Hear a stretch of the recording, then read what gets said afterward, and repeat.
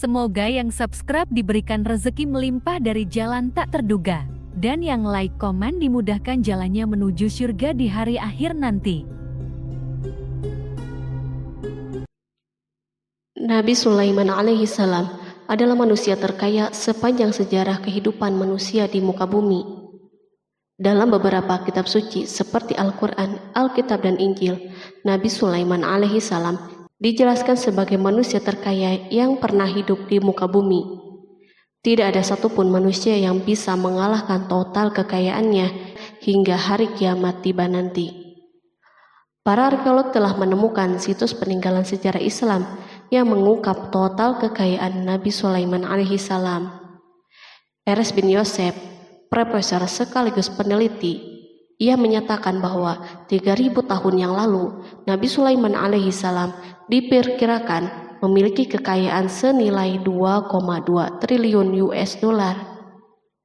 Apabila dikonversikan dengan nilai mata uang hari ini, dan jika dirupiahkan, nilainya setara dengan 32.891.870 triliun rupiah. Nabi Sulaiman memiliki beberapa mukjizat, di antaranya adalah dapat berbicara dengan bahasa binatang. Beliau dapat memerintah mereka untuk melakukan sesuatu. Beliau juga dapat mengendalikan besar kecilnya tekanan angin dan dapat mengatur ke arah mana angin akan berhembus. Sehingga dengan itu, Nabi Sulaiman dapat memanfaatkan angin sebagai kendaraannya dan juga kendaraan tentaranya. Nabi Sulaiman juga bisa melunakkan besi dan membentuknya menjadi pakaian perang yang anti tusukan senjata tajam. Nabi Sulaiman juga memimpin para jin. Mereka tunduk dan patuh pada perintah Nabi Sulaiman. Tidak hanya itu, setan dan iblis laknatullah yang merupakan makhluk pembangkang dapat dibuat tunduk bertekuk lutut pada perintah-perintah Nabi Sulaiman. Nabi Sulaiman bisa melakukan teleportasi, yaitu berpindah dari suatu tempat ke tempat yang lain dalam waktu singkat. Peristiwa tersebut dibuktikan dengan pemindahan singgasana Ratu Balqis atas perintah Nabi Sulaiman. Nabi Sulaiman juga dikenal sebagai raja yang adil dan bijaksana. Nabi Sulaiman diberkahi kecerdasan yang luar biasa untuk menyatupadukan segenap kekuatan yang Allah berikan kepadanya. Ia mengelola dan membawa kerajaannya menjadi kekuatan raksasa yang tak terkalahkan di masanya dengan segenap kemampuan yang dimilikinya. Tentara Nabi Sulaiman adalah tentara terkuat di bumi tanpa ada yang menandinginya. Pertanyaan dasar yang muncul kali ini adalah dari mana sumber kekayaan dan kekuatan Nabi Sulaiman alaihi salam? Sebelum saya melanjutkan, mohon bantu channel ini untuk terus berkembang dengan cara subscribe dan nyalakan tanda loncengnya. Berikan komentar yang positif dan berikan like serta share video ini. Semoga semua itu menjadi nilai amal jariah karena telah membantu mensiarkan kisah-kisah Islam pada masyarakat Islam dan dunia. Bismillahirrahmanirrahim. Sungguh kami benar-benar telah menganugerahkan ilmu kepada Daud dan Sulaiman. Keduanya berkata, segala puji bagi Allah yang melebihkan kami dari kebanyakan hamba-hambanya yang mukmin. Sulaiman telah mewarisi Daud dan dia berkata, wahai manusia, kami telah diajari untuk memahami bahasa burung dan kami dianugerahi segala sesuatu. Sesungguhnya semua ini benar-benar karunia yang nyata. Quran Surat An-Naml ayat 15-16. Nabi Sulaiman mewarisi Nabi Daud dalam sisi kenabian dan kekuasaan, bukan mewarisi harta, karena para nabi tidak mewariskan harta.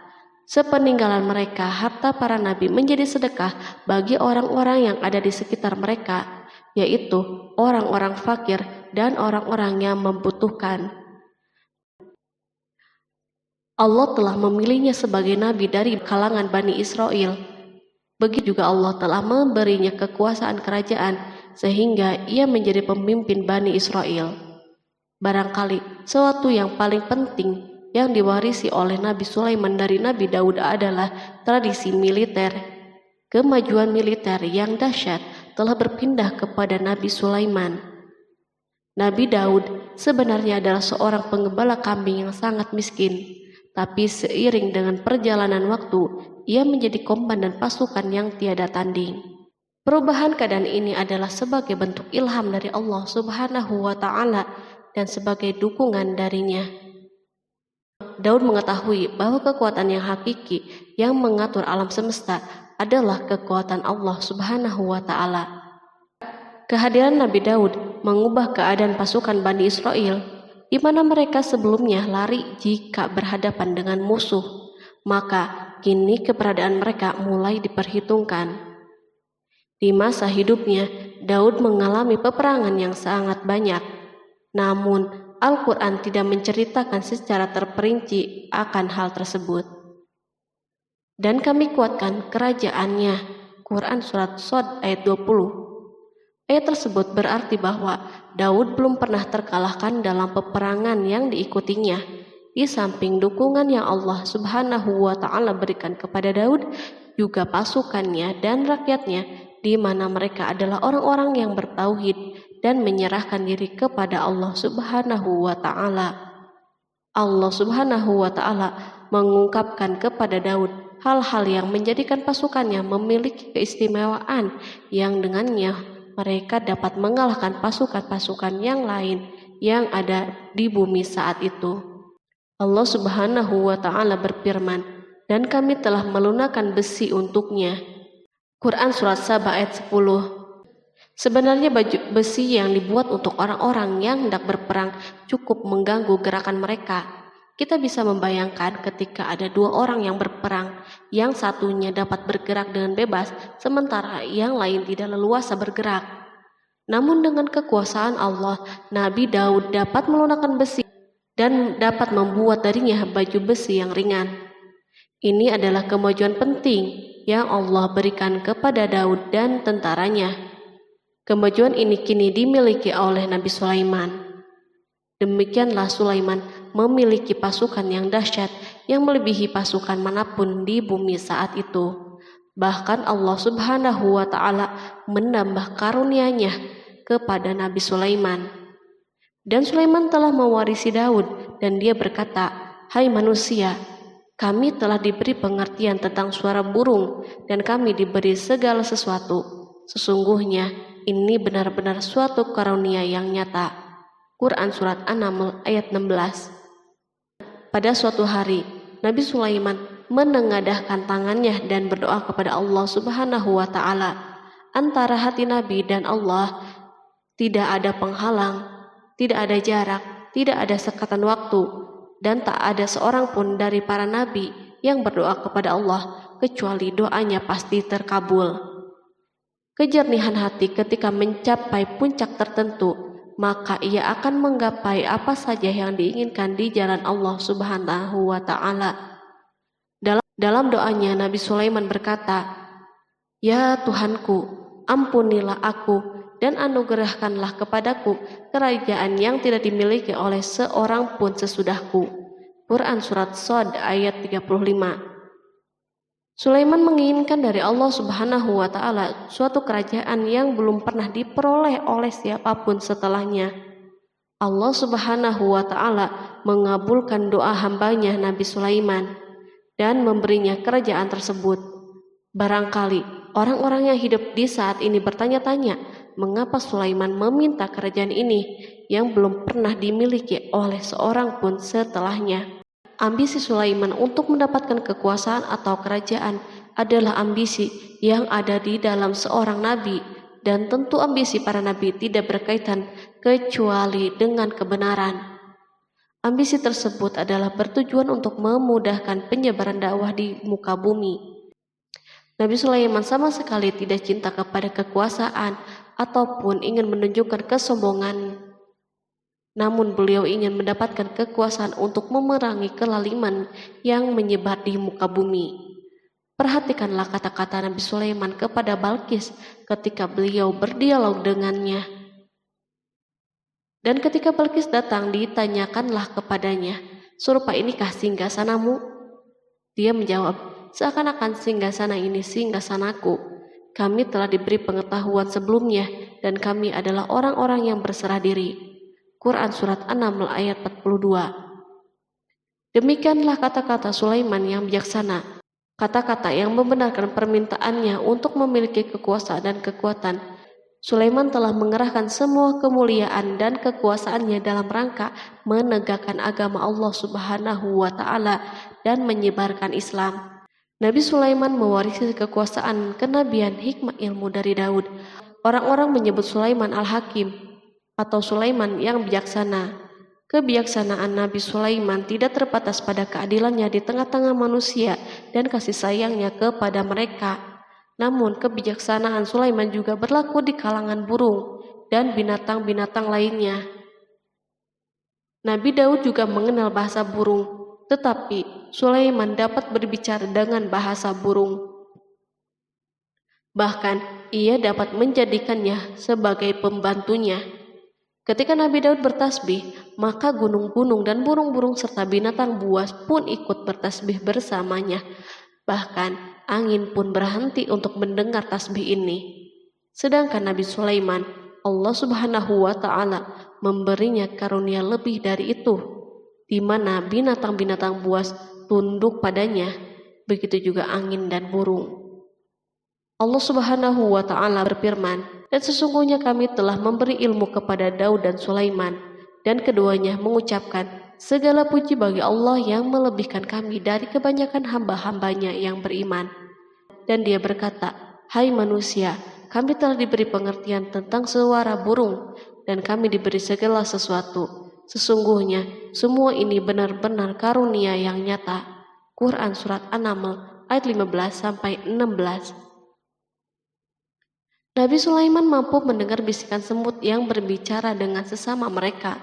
Bahkan ia mampu memerintahkan semut tersebut sehingga semut itu taat kepada perintahnya.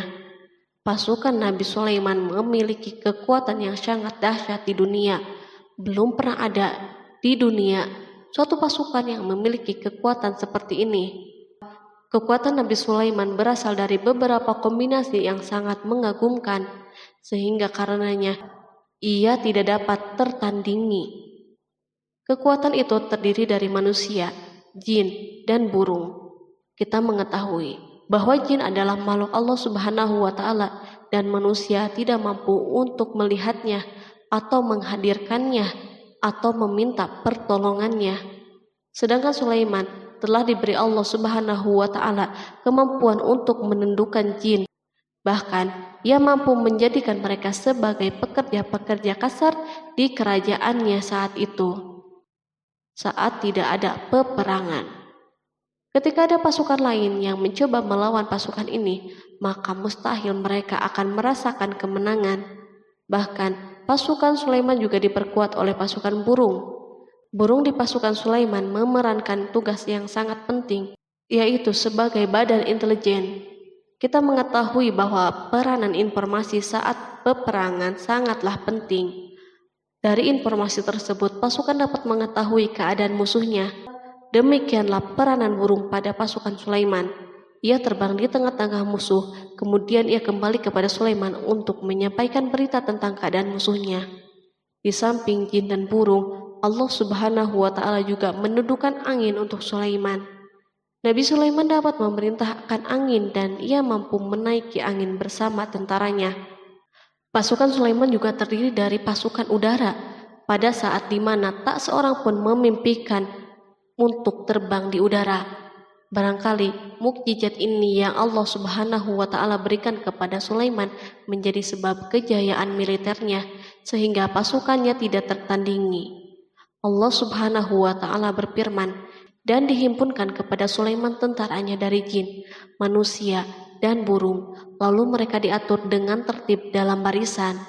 Quran Surat An-Naml ayat 17. Kemudian kami tundukkan kepada angin yang berhembus dengan baik menurut kemana saja yang dikehendakinya. Dan kami tundukkan pula kepadanya setan-setan, semuanya ahli bangunan dan penyelam, dan setan yang lain yang terikat dalam belenggu. Inilah anugerah kami, maka berikanlah kepada orang lain atau tahanlah untuk dirimu sendiri dengan tiada pertanggungan jawab. dan sesungguhnya dia mempunyai kedudukan yang dekat pada sisi kami dan tempat kembali yang baik. Quran Surat Shad ayat 30-40. Di samping senjata udara yang Allah Subhanahu wa Ta'ala berikan kepada Sulaiman, Allah Subhanahu wa Ta'ala juga memberikan kemampuan yang tak seorang pun dari para nabi mendapatkannya, yaitu kemampuan untuk memerintah setan. Setan adalah salah satu bagian dari jin. Ia adalah kelompok yang celaka dari bangsa jin. Kelompok ini sebenarnya tidak mampu dikuasai oleh manusia. Bahkan jin soleh pun tidak dapat mengatur mereka. Adapun Sulaiman, Allah Subhanahu wa Ta'ala memberinya kekuasaan untuk menundukkan setan dan mempekerjakannya, bahkan mengikatnya dengan rantai serta menghukumnya jika menentang perintahnya. Setan membangun untuk Sulaiman istana dan patung-patung dan alat-alat perang. Bahkan setan-setan itu menyelam di dasar lautan untuk mengeluarkan permata dan yakut untuk Sulaiman. Jika ada di antara setan yang menentang perintahnya, maka Nabi Sulaiman mengikatnya dengan rantai.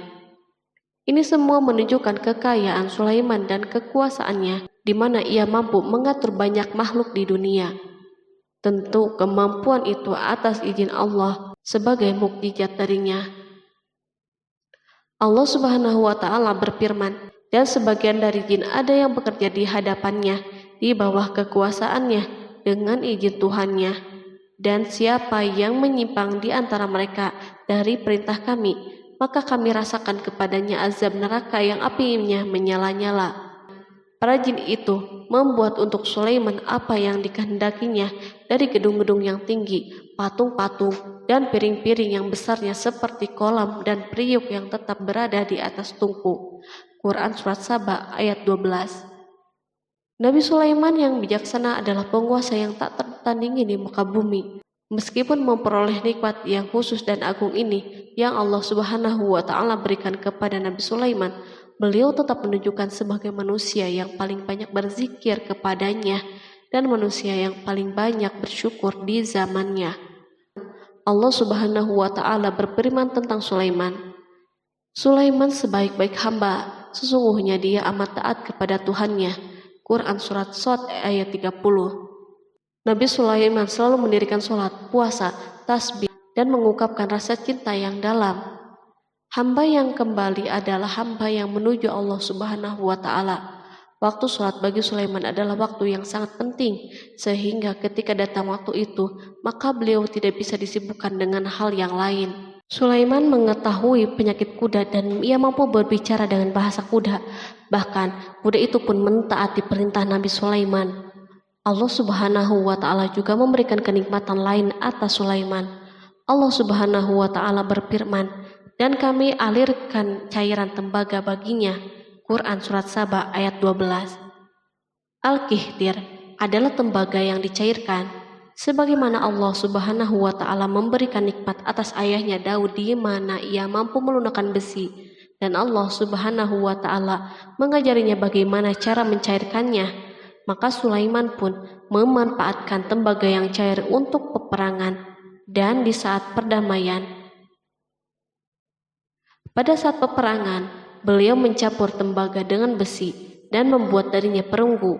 Mereka menggunakan senjata-senjata perunggu dalam peperangan seperti pedang, baju besi, dan pisau. Senjata-senjata ini adalah senjata yang paling kuat di saat itu. Sedangkan di saat perdamaian, tembaga digunakan untuk membuat bangunan, patung, dan sebagainya. Meskipun Nabi Sulaiman mendapatkan nikmat yang besar dan karunia yang khusus, Allah Subhanahu wa Ta'ala mengujinya dengan suatu ujian yang akan selalu datang pada seorang hamba. Ketika hamba itu mendapatkan kedudukan yang besar, maka ujiannya pun menjadi besar.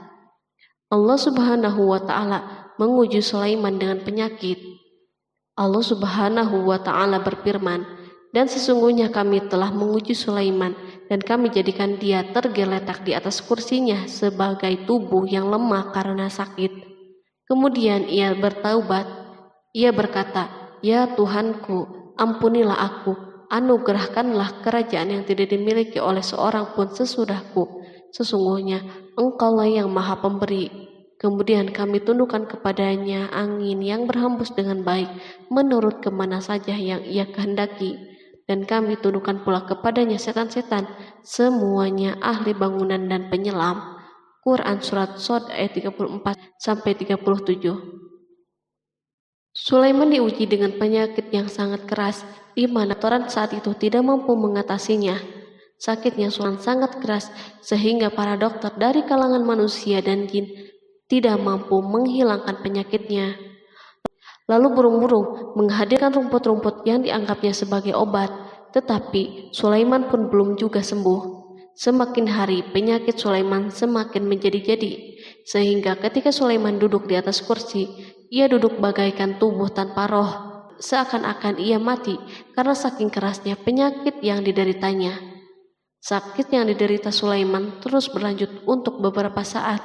Namun Sulaiman tidak henti-hentinya berzikir kepada Allah Subhanahu wa Ta'ala dan meminta kesembuhan kepadanya, serta beristighfar kepadanya, serta mengungkapkan rasa cintanya kepada Allah Subhanahu wa Ta'ala. Selesailah ujian Allah Subhanahu wa Ta'ala terhadap hambanya Sulaiman. Beliau pun sembuh. Kini Sulaiman merasakan kembali kesehatannya setelah mengetahui segala kejayaannya dan segala kekuasaannya serta segala kebesarannya tidak lagi mampu menghilangkan penyakit yang dideritanya, kecuali jika Allah Subhanahu wa Ta'ala menghendakinya. Dan sesungguhnya kami telah menguji Sulaiman dan kami jadikan dia tergeletak di atas kursinya sebagai tubuh yang lemah karena sakit. Quran Surat Shod ayat 34. Kata jasad dalam bahasa Arab diungkapkan atas sesuatu yang kehilangan kehidupan atau kesehatan.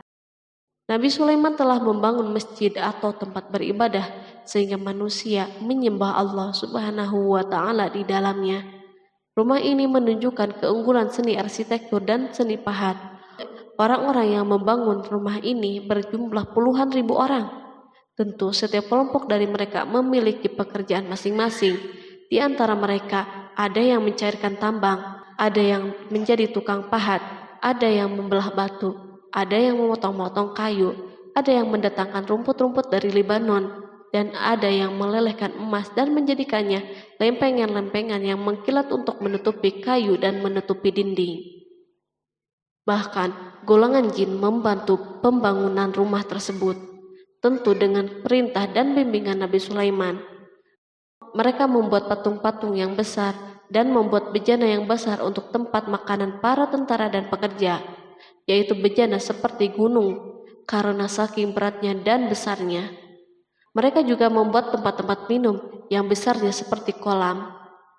Sulaiman mengawasi para pekerjanya dan juga mengurusi masyarakatnya, di mana beliau mengenali problem mereka dan berusaha memecahkannya. Beliau juga mengawasi pasukannya dari kalangan binatang dan burung. Beliau mengetahui apakah ada satu dari mereka yang tidak hadir, kemana ia pergi, serta mengapa ia pergi. Nabi Sulaiman bukan hanya mengetahui problem tentaranya dari kalangan manusia dan tentaranya dari kalangan burung, namun ia juga menunjukkan kasih sayangnya terhadap semut, di mana beliau mendengar bisikannya dan tidak suka untuk menginjaknya. Pada suatu hari, ia berjalan di depan tentaranya dan tiba-tiba ia mendengar suara semut yang berkata kepada teman-temannya dari kalangan semut.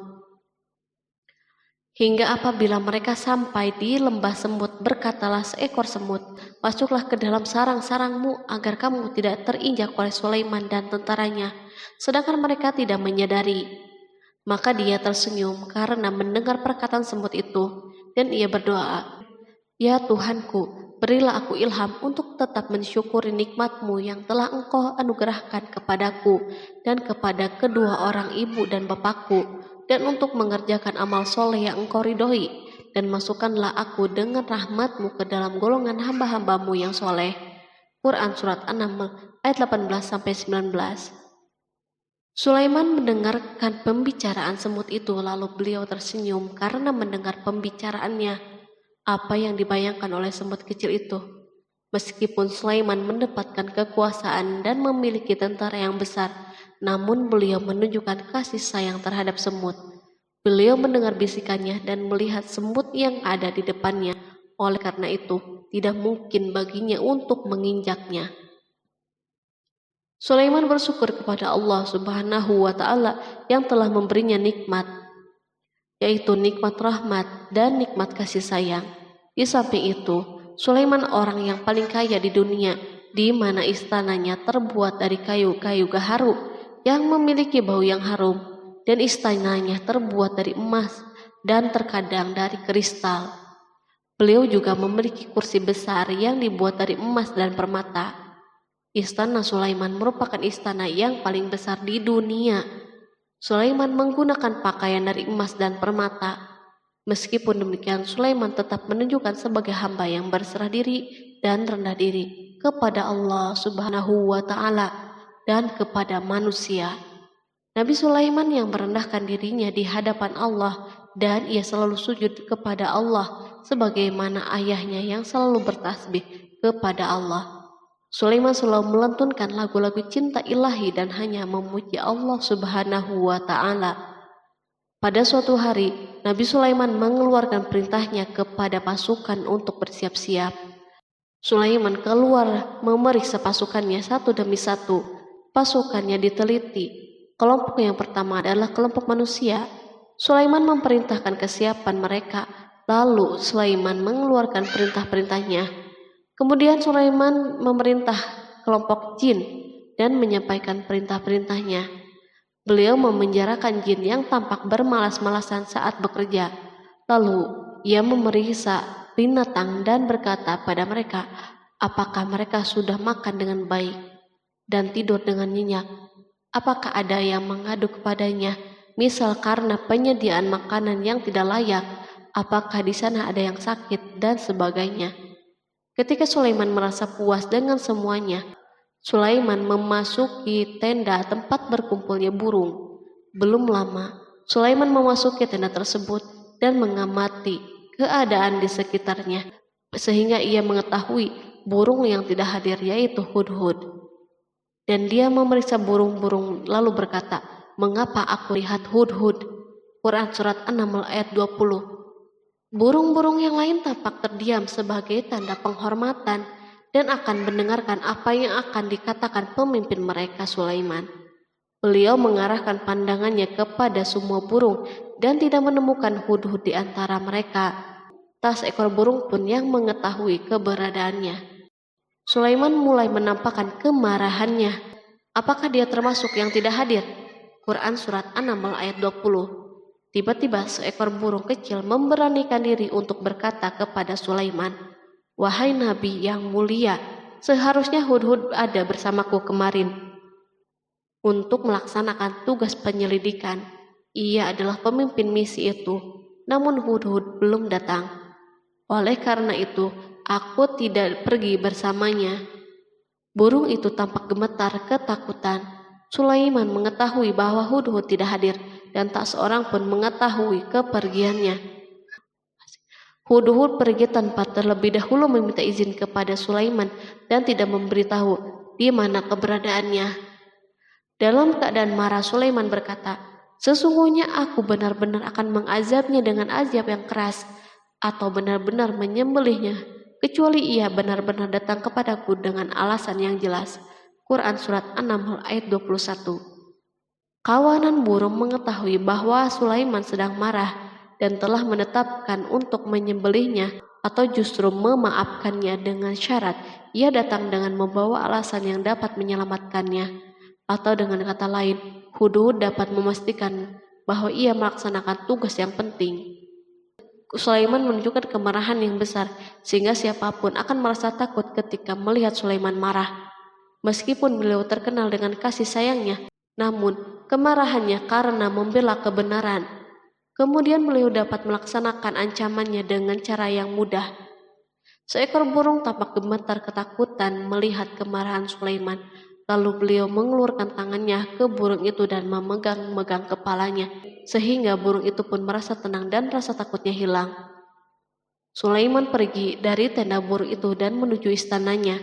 Sulaiman masih memikirkan keadaan hudhud. Seharusnya hudhud menjadi bagian penting dari badan intelijen. Apakah ia pergi untuk menyingkap sesuatu, atau apakah ia pergi hanya untuk bermain-main? Sulaiman telah memperhatikan dan mengetahui bahwa Hudhud adalah seekor burung yang cerdik dan juga fasih berbicara. Terkadang Sulaiman mendapati Hudhud sedang bermain-main dan menunda pekerjaannya.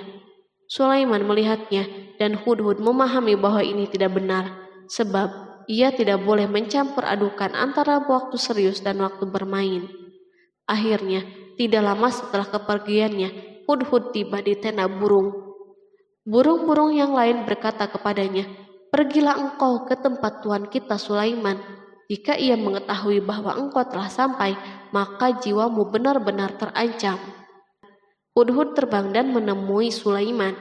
Pada waktu itu, Sulaiman sedang berdiri dan telah menetapkan untuk memulai pembicaraan dengan. Pada waktu itu, beliau sedang duduk sambil makan. Hudhud berdiri dan telah menetapkan untuk memulai pembicaraan dengan Sulaiman sebelum beliau bertanya kepadanya kemana ia pergi. Ini sebagai bukti bahwa ia melaksanakan tugas penting. Lalu ia berkata, "Aku telah mengetahui sesuatu yang kamu belum mengetahuinya, dan kubawa kepadamu dari negeri Saba suatu berita penting yang diyakini." Quran Surat An-Naml ayat 22. Aku adalah Hudhud yang miskin, tapi aku mengetahui apa yang tidak engkau ketahui. Dan aku telah datang kepadamu dari kerajaan Saba dengan membawa berita yang sangat penting. Sulaiman tampak terdiam dan menunggu Hudhud menyelesaikan pembicaraannya. Hudhud mengemukakan perkataan yang sering disampaikan Sulaiman kepada manusia dan burung. Sesungguhnya aku menjumpai seorang wanita yang memerintah mereka, dan dia dianugerahi segala sesuatu, serta mempunyai singgasana yang besar. Aku mendapati dia dan kaumnya menyembah matahari selain Allah, dan setan telah menjadikan mereka memandang indah perbuatan mereka, lalu menghalangi mereka dari jalan Allah, sehingga mereka tidak dapat petunjuk, agar mereka tidak menyembah Allah yang mengeluarkan apa yang terpendam di langit dan di bumi, dan yang mengetahui apa yang kamu sembunyikan dan apa yang kamu nyatakan. Allah tidak Tuhan yang berhak disembah kecuali Dia, Tuhan yang mempunyai arsy yang besar. Quran Surat An-Naml ayat 23-26. Hudhud diam sejenak dan Sulaiman merasa bahwa Hudhud menunjukkan kefasihan lisannya dan berbicara dengan baik kepadanya. Hudhud mengemukakan perkataan yang sering disampaikan Sulaiman kepada manusia dan burung. Jelas sekali bahwa Hudhud mengulangi perkataan pemimpin kita Sulaiman sebagai usaha yang terakhir untuk memperoleh kasih sayang Sulaiman dan agar beliau puas dengan penjelasannya itu. Sulaiman berkata sambil menunjukkan senyum manis di wajahnya, "Akan kami lihat apakah kamu benar ataukah kamu termasuk orang-orang yang berdusta." Quran Surat An-Naml ayat 27. Hudhud ingin mengatakan, "Aku tidak bohong, wahai Nabi yang mulia." Namun, diamnya Sulaiman membuatnya takut, sehingga ia pun terdiam. Sulaiman terdiam karena berpikir, lalu memutuskan sesuatu. Setelah itu, beliau mengangkat kepalanya dan meminta secari kertas dan pena. Sulaiman segera menulis surat singkat dan menyerahkannya kepada Hudhud serta memerintahkannya, "Pergilah dengan membawa suratku ini, lalu jatuhkanlah kepada mereka. Kemudian berpalinglah dari mereka, lalu perhatikanlah apa yang mereka bicarakan." Quran Surat An-Naml ayat 28. Al-Quran langsung menyebut keadaan kerajaan Balqis yang saat itu sedang membaca surat tersebut di depan para pembesar kerajaannya dan para menterinya. Berkata ia Balqis, "Hai pembesar-pembesar, sesungguhnya telah dijatuhkan kepadaku sebuah surat yang mulia. Sesungguhnya surat itu dari Sulaiman, dan sesungguhnya isinya dengan menyebut nama Allah yang Maha Pengasih lagi Maha Penyayang, bahwa janganlah kalian berlaku sombong terhadapku, dan datanglah kepadaku sebagai orang-orang yang berserah diri." Quran Surat An-Naml ayat 29-31. Dalam surat Sulaiman itu disebutkan, hendaklah mereka menyerahkan diri dan tunduk kepada perintahnya. Sulaiman memerintahkan agar mereka meninggalkan penyembahan terhadap matahari. Sulaiman tidak mempersoalkan akidah mereka dan tidak memuaskan mereka dengan apapun. Sulaiman hanya memerintahkan bahwa ia berada di atas kebenaran. Bukankah ia didukung kekuatan yang berlandaskan keyakinan yang dimilikinya? Sulaiman hanya memerintahkan mereka agar tunduk dan patuh kepadanya. Ratu Saba menyampaikan surat tersebut di tengah-tengah kaumnya. Berkata dia, Balkis, "Hai putra para pembesar, berilah aku pertimbangan dalam urusanku ini. Aku tidak pernah memutuskan sesuatu persoalan sebelum kamu berada di majelisku." Quran Surat An-Naml ayat 32. Sementara itu, reaksi para pembesar istana adalah menentang surat tersebut. Isi surat itu membangkitkan kecongkakan kaum Saba, di mana mereka merasa lebih kuat. Mereka mengetahui bahwa di sana ada orang yang mencoba menantang mereka dan mengisyaratkan peperangan kepada mereka. Lalu ia meminta kepada mereka untuk memenuhi syarat-syaratnya sebelum terjadinya peperangan dan kekalahan. Mereka menjawab, "Kita adalah orang-orang yang memiliki kekuatan dan juga memiliki keberanian yang sangat dalam peperangan, dan keputusan berada di tanganmu. Maka pertimbangkanlah apa yang akan kamu perintahkan." Quran Surat An-Naml ayat 33. Para pembesar kaumnya ingin berkata, "Kita siap untuk melaksanakan peperangan." Tampaknya ratu memiliki kebijakan yang lebih baik daripada pembesar kaumnya. Surat Sulaiman itu membuatnya berpikir lebih jernih dan hati-hati. Ia berusaha sebisa mungkin menghindari peperangan. Ratu itu berpikir dalam tempo yang lama. Nama Sulaiman tidak diketahuinya, dan ia pun belum pernah mendengarnya. Oleh karena itu, ratu tidak mengetahui kekuatannya. Boleh jadi Sulaiman memiliki kekuatan yang dahsyat sehingga mampu memerangi kekuasaannya dan mengalahkannya. Kemudian ratu memperhatikan apa yang ada di sekelilingnya. Ia melihat kemajuan masyarakatnya dan kejayaannya. Barangkali ia mengira bahwa Sulaiman iri terhadap kemajuan dan kekayaan ini, sehingga Sulaiman ingin menyerangnya. Setelah mempertimbangkan isi surat Sulaiman dengan cermat, Ratu Saba memilih untuk tidak bersikap ceroboh. Ratu itu lebih suka untuk menggunakan bahasa-bahasa kelembutan. Ia mengirim kepada Sulaiman suatu hadiah yang besar.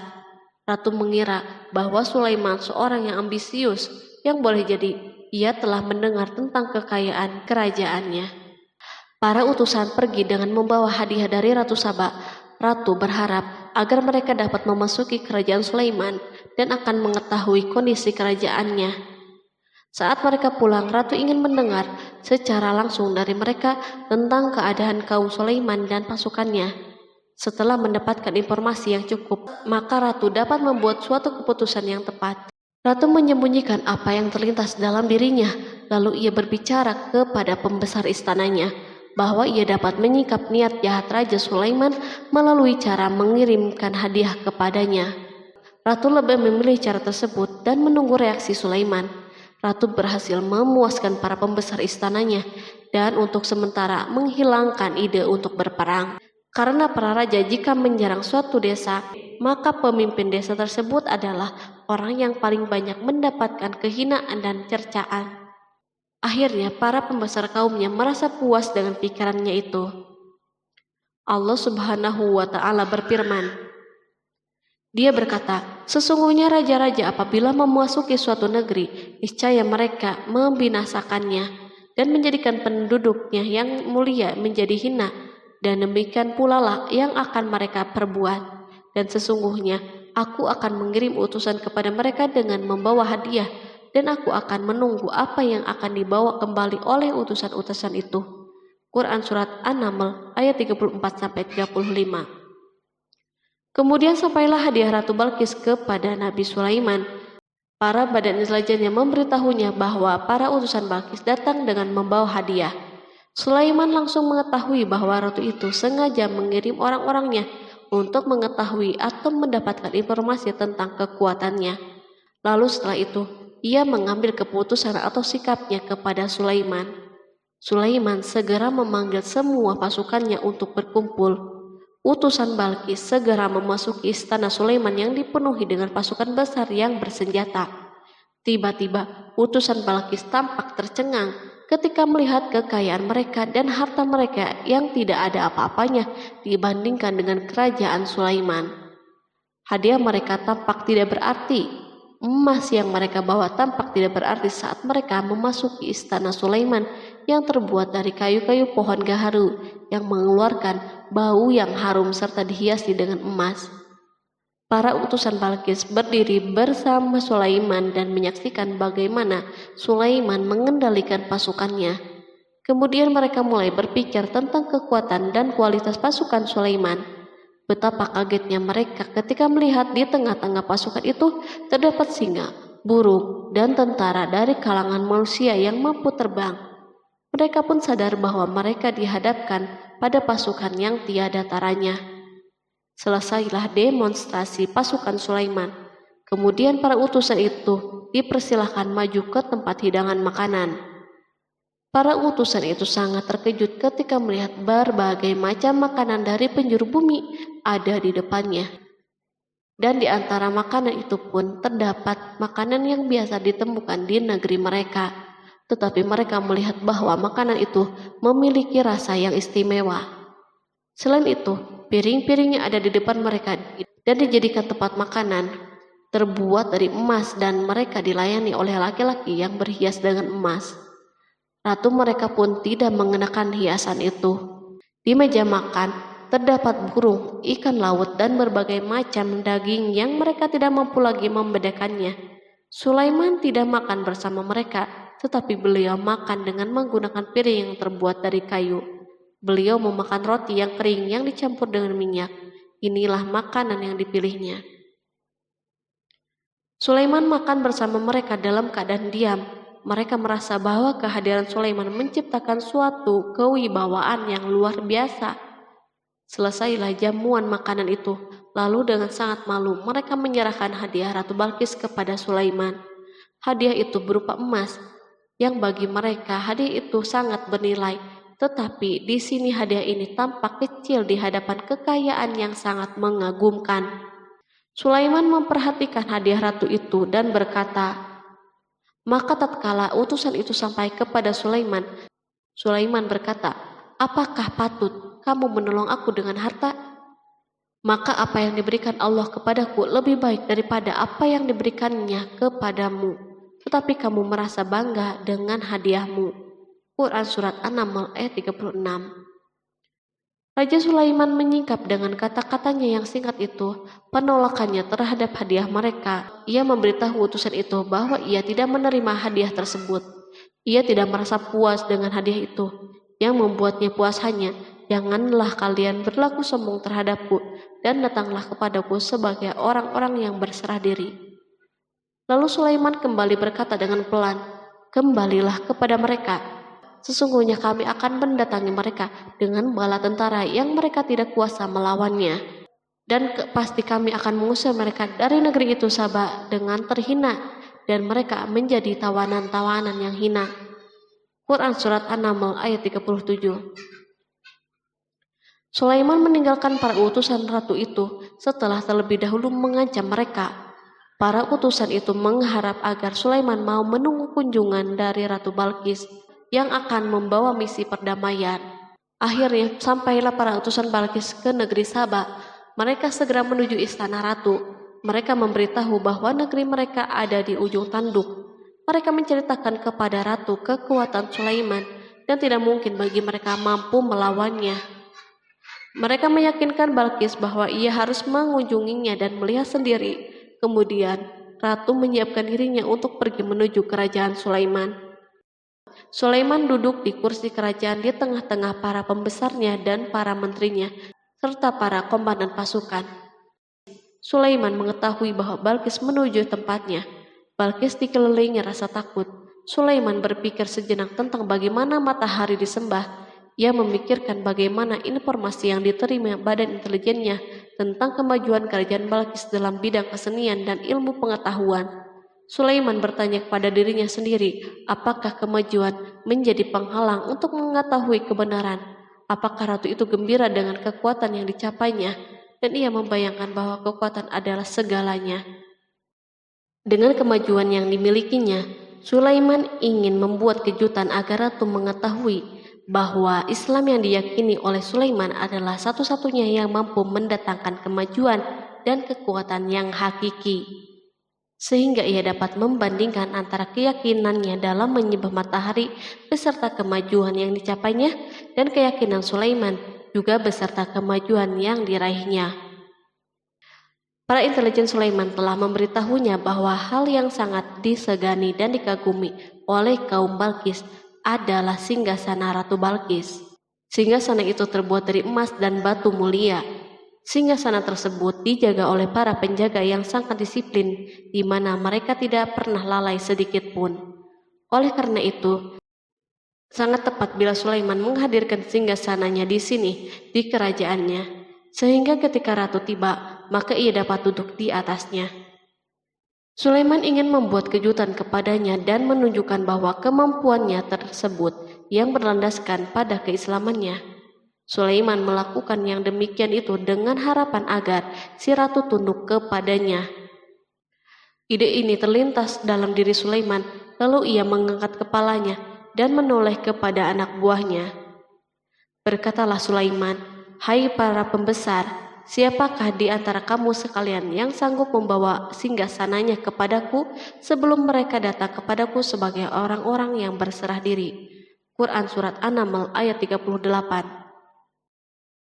Perhatikanlah ungkapan pikiran Nabi Sulaiman tersebut. Semua pemikirannya berkisar tentang keislaman para penyembah matahari, tentang bagaimana beliau dapat memberikan petunjuk kepada mereka di jalan Allah. Yang pertama menjawab pertanyaan Sulaiman itu adalah Ifrit dari kalangan jin, yang Allah Subhanahu wa Ta'ala telah menundukkan mereka kepada Sulaiman. Berkatalah Ifrit yang cerdik dari golongan jin, "Aku akan datang kepadamu dengan membawa singgasana itu sebelum kamu berdiri dari tempat dudukmu. Sesungguhnya aku benar-benar kuat untuk membawanya lagi dapat dipercaya." Quran Surat An-Naml ayat 39. Sulaiman berdiri dari tempat duduknya setelah 1 atau 2 jam. Namun jin itu berjanji kepadanya untuk menghadirkan singgasana Balkis sebelum itu. Istana Sulaiman berada di Palestina, sedangkan istana Balkis terletak di Yaman. Jarak antara singgasana tersebut dan singgasana Sulaiman lebih dari ribuan mil. Barangkali pesawat yang cepat sekalipun yang kita kenal hari ini tidak akan mampu membawa dan mendatangkan istana itu dalam waktu 1 jam. Tetapi masalahnya di sini berhubung dengan kekuatan jin yang misterius. Sulaiman tidak mengomentari sedikit pun terhadap apa yang dikatakan oleh Ifrit dari kalangan jin. Tampak ia menunggu tanggapan lain yang mampu menghadirkan singgasana Balkis yang lebih cepat dari itu. Sulaiman menoleh kepada seorang yang di sana yang duduk di atas naungan. Berkatalah seseorang yang mempunyai ilmu dari Alkitab, "Aku akan membawa singgasana itu kepadamu sebelum matamu berkedip." Maka tatkala Sulaiman melihat singgasana itu terletak di hadapannya, ia pun berkata, "Ini termasuk karunia Tuhanku untuk menguji aku, apakah aku bersyukur atau mengingkari akan nikmatnya. Dan barang siapa yang bersyukur, maka sesungguhnya dia bersyukur untuk kebaikan dirinya sendiri. Dan barang siapa yang ingkar, maka sesungguhnya Tuhanku maha kaya lagi maha mulia." Quran Surat An-Naml ayat 40. Belum lama, seorang yang mempunyai ilmu dari Alkitab menyatakan kalimatnya, sehingga singgasana itu berada di depan Sulaiman. Ia mampu menghadirkan singgasana itu lebih cepat dari kedipan mata, ketika mata itu tertutup dan terbuka. Al-Quranul Karim tidak menyikap kepribadian seorang yang menghadirkan singgasana itu. Al-Quran hanya menggarisbawahi bahwa orang itu mempunyai ilmu dari Alkitab. Al-Quran tidak menjelaskan kepada kita apakah ia seorang malaikat ataukah manusia ataukah jin. Perhatikanlah tindakan Sulaiman setelah adanya mukjizat ini. Beliau tidak merasa kagum terhadap kemampuannya yang luar biasa. Beliau tidak tercengang dengan kekuatannya. Beliau mengembalikan keutamaan tersebut kepada penguasa para penguasa, Allah Subhanahu wa Ta'ala, dan bersyukur kepadanya yang telah mengujinya dengan kekuasaan ini, agar ia dapat membuktikan apakah ia bersyukur atau mengingkari. Setelah Sulaiman bersyukur kepada penciptanya, ia mulai memperhatikan singgasana ratu. Merupakan simbol pembangunan dan kemajuan, tetapi tampaknya ia hanya sesuatu yang biasa saja dibandingkan dengan kekuasaan dan kebesaran ciptaan yang dibuat oleh manusia dan jin di kalangan istana Sulaiman. Sulaiman memikirkan dalam tempo yang lama singgasana Balkis. Kemudian beliau memerintahkan agar singgasana itu diperbaiki, sehingga saat Balkis datang, Sulaiman dapat mengujinya apakah Balkis dapat mengenalinya ataukah tidak. Dia berkata, "Ubahlah baginya singgasananya, maka kita akan melihat apakah dia mengenal ataukah termasuk orang-orang yang tidak mengenalnya." Quran Surat An-Naml ayat 41. Sulaiman memerintahkan agar dibangun istana yang akan digunakan untuk menyambut Balkis. Sulaiman memilih tempat di laut dan ia memerintahkan agar dibangun suatu istana di mana sebagian besar terdiri dari air laut. Sulaiman memerintahkan agar lantai-lantai itu terbuat dari kaca yang tebal dan kuat, sehingga orang yang berjalan di atas istana itu akan membayangkan bahwa di bawahnya ada ikan-ikan yang berwarna-warni. Hudhud memberitahu Sulaiman bahwa Balkis telah sampai di dekat kerajaannya. Kemudian Balkis datang. Al-Quran tidak menyebutkan keadaan Sulaiman saat menyambut Balkis, namun Al-Quran justru menunjukkan dua sikap Balkis. Pertama, bagaimana sikap Balkis ketika pertama kali melihat singgasananya yang datang mendahuluinya, padahal ia telah meninggalkan pengawalnya untuk tetap setia menjaga singgasana itu. Kedua, keadaan di depan istana yang penuh dengan permata yang berenang di bawahnya ikan-ikan. Dan ketika Balkis datang, ditanyakanlah kepadanya, "Serupa inikah singgasanamu?" Dia menjawab, "Seakan-akan singgasana ini singgasanaku. Kami telah diberi pengetahuan sebelumnya dan kami adalah orang-orang yang berserah diri." Quran Surat An-Naml ayat 42. Ayat tersebut menggambarkan kondisi dialog antara Sulaiman dan Balkis. Balkis melihat singgasananya dan ia tercengang saat mengetahui bahwa itu adalah singgasananya. Namun ia kemudian mulai ragu karena melihat tidak sepenuhnya itu singgasananya. Jika itu benar-benar singgasananya, lalu bagaimana ia datang mendahuluinya? Dan bila bukan singgasananya, maka bagaimana Sulaiman dapat meniru sepersis dan seteliti ini? Sulaiman berkata saat melihat Balkis mengamati singgasananya, "Apakah ini singgasanamu?" Setelah mengalami kebingungan sesaat, Balkis menjawab, "Sepertinya benar." Sulaiman berkata, "Kami telah diberi ilmu sebelumnya dan kami sebagai orang-orang yang muslim." Melalui pernyataan itu, Sulaiman ingin mengisyaratkan kepada Balkis agar ia membandingkan antara keyakinannya beserta ilmu yang dicapainya dan keyakinan Sulaiman yang muslim beserta pengetahuan yang diraihnya. Penyembahan terhadap matahari dan pencapaian ilmu yang dicapai oleh Balkis tampak tidak ada apa-apanya dibandingkan dengan ilmu Sulaiman dan keislamannya. Sulaiman telah mendahulinya dalam bidang ilmu karena keislamannya. Karena itu sangat mudah baginya untuk mengungguli Balkis dalam ilmu-ilmu yang lain. Demikianlah yang diisyaratkan pernyataan Sulaiman kepada Balkis. Ratu Saba itu mengetahui bahwa ini adalah singgasananya, di mana singgasana itu datang lebih dahulu daripada dirinya. Beberapa bagian darinya telah diubah saat Balkis masih berjalan menuju tempat Sulaiman. Ia berpikir kemampuan apa yang dimiliki oleh Nabi Sulaiman. Balkis tercengang melihat apa yang disaksikannya yang merupakan buah dari keimanan Sulaiman dan hubungannya dengan Allah Subhanahu wa Ta'ala. Sebagaimana Balkis tercengang ketika melihat kemajuan dalam bidang pembangunan seni dan ilmu, maka ia lebih kagum lagi saat melihat hubungan yang kuat antara keislaman Sulaiman dan ilmu serta kemajuannya. Dan apa yang disembahnya selama ini selain Allah mencegahnya untuk melahirkan keislamannya, karena sesungguhnya dia terdahulu termasuk orang-orang yang kafir. Bergoncanglah dalam benak Balkis ribuan hal. Ia melihat keyakinan kaumnya runtuh di hadapan Sulaiman. Ia menyadari matahari yang disembahnya merupakan ciptaan Allah Subhanahu wa Ta'ala, di mana dia menggerakkannya untuk hamba-hambanya. Lalu terbitlah matahari kebenaran pada dirinya. Hatinya diterangi oleh cahaya baru yang tidak akan tenggelam seperti tenggelamnya matahari. Masa keislamannya hanya menunggu waktu. Balkis memilih waktu yang tepat untuk mengumumkan keislamannya. Allah Subhanahu wa Ta'ala berfirman, dikatakan kepadanya, "Masuklah ke dalam istana." Maka tatkala dia melihat lantai istana itu, dikiranya kolam air yang besar dan disikapnya kedua betisnya. Berkatalah Sulaiman, Sesungguhnya ia adalah istana yang licin yang terbuat dari kaca.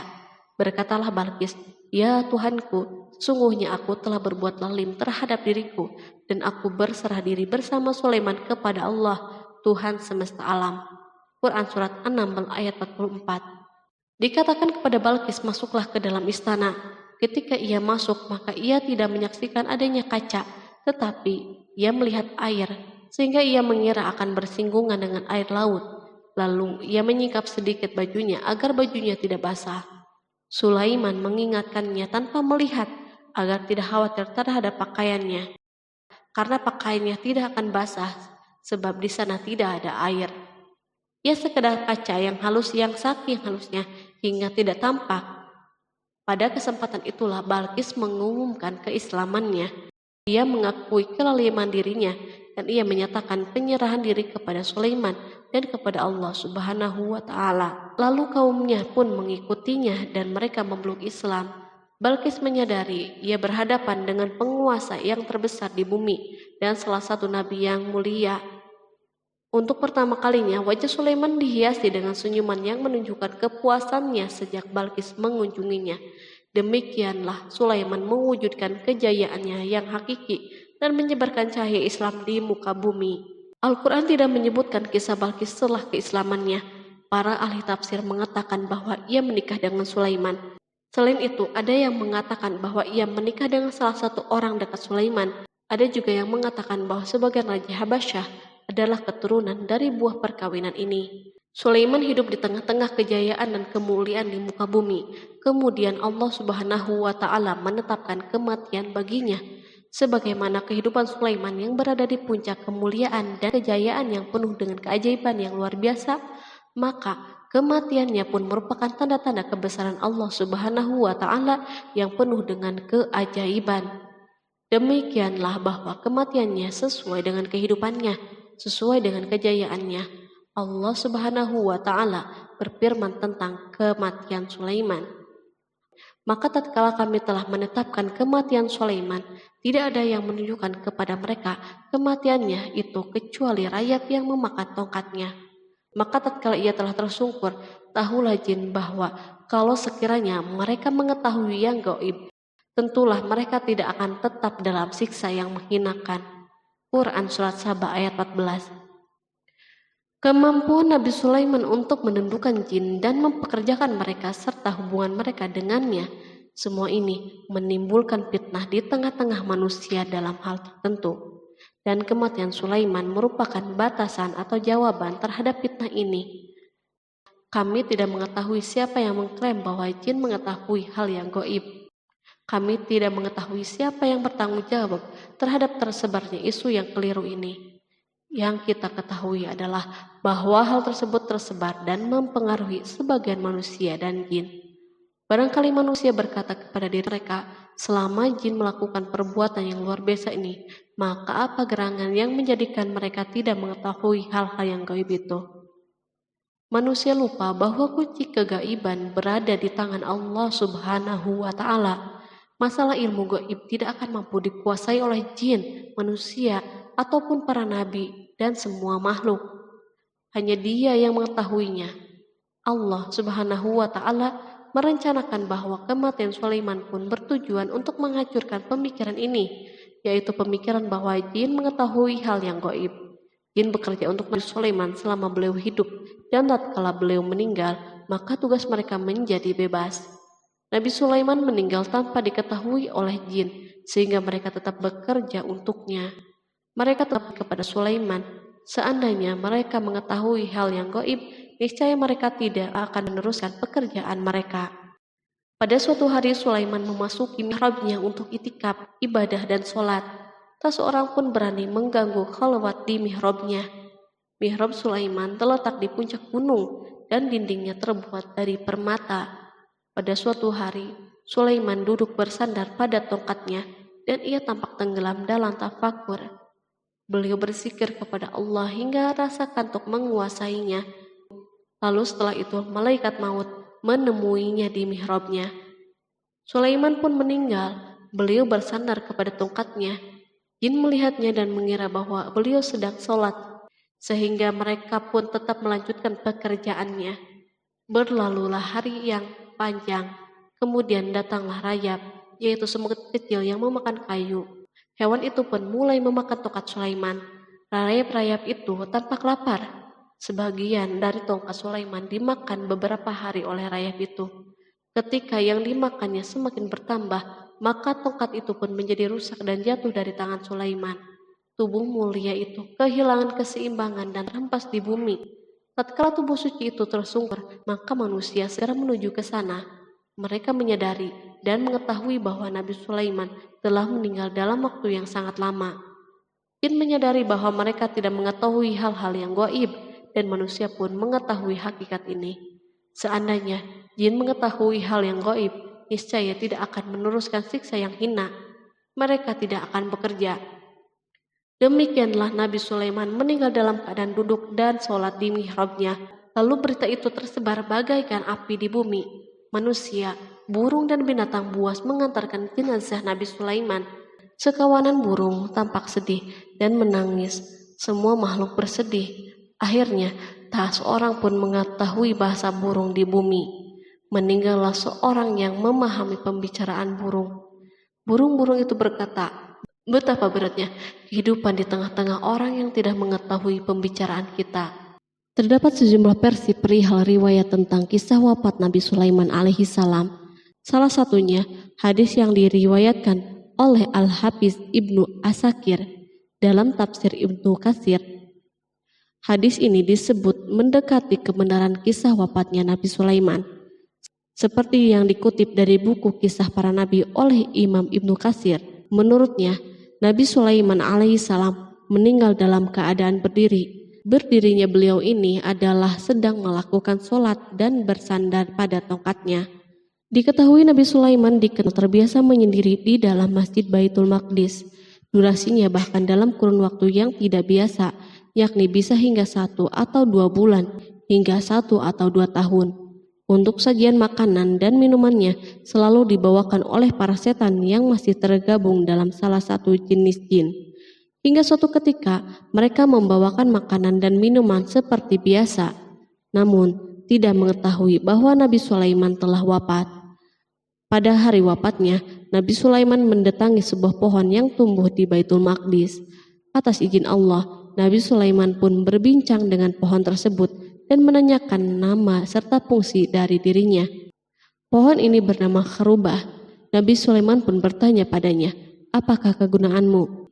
Pohon Kharubah ini pun menjawab, "Aku tumbuh untuk meruntuhkan masjid ini." Lalu Nabi Sulaiman pun berkata, "Allah tidak mungkin meruntuhkan masjid ini selama aku masih hidup. Itu artinya kamu tumbuh untuk mengabarkan kematianku." Lalu Nabi Sulaiman pun mencabut pohon tersebut dan menanamnya di dinding miliknya. Setelah itu, Nabi Sulaiman masuk ke dalam mihrab dan melakukan sholat dengan bersandar pada tongkatnya. Sejumlah sumber juga mengatakan tongkat tersebut berasal dari pohon Kharubah yang sempat dicabutnya sebelumnya. Kemudian Nabi Sulaiman pun menemui ajalnya hingga tidak diketahui oleh setan yang bekerja untuknya sekalipun. Kisah ini diceritakan dalam firman Allah melalui surat Saba ayat 14. Kalangan jin dan setan pun mulai mengetahui kabar kematian Nabi Sulaiman setelah rayap memakan tongkat sebagai penopangnya hingga rapuh. Nabi Sulaiman meninggal berdiri dan bersandar pada tongkatnya. Matanya dalam keadaan terbuka dan fisiknya tidak berubah bentuk. Bahkan tidak ada bau yang muncul dari jenazah tersebut. Ternyata peristiwa wafat ini merupakan jawaban dari doa Nabi Sulaiman alaihissalam sendiri. Ia pernah memohon pada Allah Subhanahu wa Ta'ala agar kematiannya dapat dijadikan pembelajaran bagi umat manusia, bahwa para jin sekalipun tidak mengetahui hal yang gaib. Bahkan mereka pun tidak mengetahui kapan mereka akan menemui ajal dan mendapatkan rezeki. Untuk itu, kisah Nabi Sulaiman yang meninggal dalam keadaan berdiri ini diharapkan menjadi pesan agar manusia tidak menjadikan setan, iblis, atau bangsa jin sebagai tempat menyembah atau teman mereka. Wallahu a'lam bishawab.